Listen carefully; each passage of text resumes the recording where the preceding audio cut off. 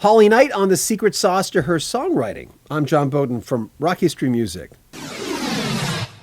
Ask some artistic individuals how they do what they do, and you might be surprised by the answer. Sometimes they won't tell you how they do it because it's a secret thing. It's a Colonel Sanders secret sauce thing. Others, they don't know how they do it. Have you ever heard when artists sometimes are successful and then they decide to go on vacation and out of nowhere they'll take an artist class, like an art class.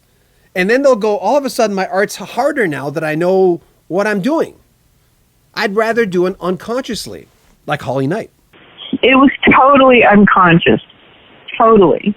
Wow. And like, you do enough times, you realize you have a style or something, And there were things that I did. I mean, look, I've done master classes the last few years, and I've had to sort of share, why I do this, or here's a good way to do this. And it's been the first time that I've actually analyzed and looked at my work and go, oh, I know, I see that pattern now. But no, it's totally autopilot. I try and write that way. I let the music lead me as opposed to me leading the music to find the idea. I just lay my hands on the piano or guitar and I just follow it. And the minute I start playing, I start singing along. And I guess I write in some sort of, I like to write things that I can repeat over and over. There's an interesting thing with classical music. When you play a lot of these sonatas and things, they pick a theme, and then they'll play the minor version of it, the major version of it, the fast version of it, the slow version of it. But the theme is constant throughout. And I think that those are like the lead hooky lines. And that's kind of how I look at, I guess, when I write music. It's just like, what is the theme that's running through this thing that can keep going, whether the tempo changes or the chords underneath change. You could have the same theme on top and change the chords underneath, and all of a sudden something have different parts, but they're really the same key. I mean, Better Be Good to Me is like that. Better Be Good to Me is only 2 chords, but it doesn't sound like that because the melody changes. But thank you. I mean, I think that that's probably part of the problem with a lot of music today is there really are no hooks. It's just like bits and pieces and riffs, and it's hard to sing along.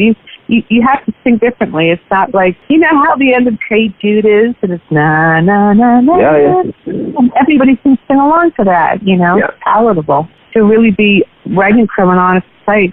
Mm-hmm. That's what I'm saying. You're almost like following after the line, the melody, and then once you get it in there, you can kind of surrender to it, It's a collaboration. People say, oh, I tap into the ether of the whatever, and, sometimes the song writes itself. But I think you're more than a channel. I think that's the beauty of it. I think it's like your DNA is basically collaborating with that sort of ether place that we go to, It's a collaborative effort. Go to hollyknight.com for more details. We'll have more from her coming up next week. Remember, subscribe to her channel, share our videos on Facebook, share away, please, and comment on them. I don't always get a chance to respond to your comments, but trust me, I see every comment, and I appreciate them all, unless you're being bad. And if you want to support the channel, please buy a t-shirt. We're hiring some outside editors to help catch us up with all these old interviews we've done. And they're not old, they're like from the last 6 months. We want to get them on here for you, but it just takes a lot of work. I'm John Beaudin from Rock History Music.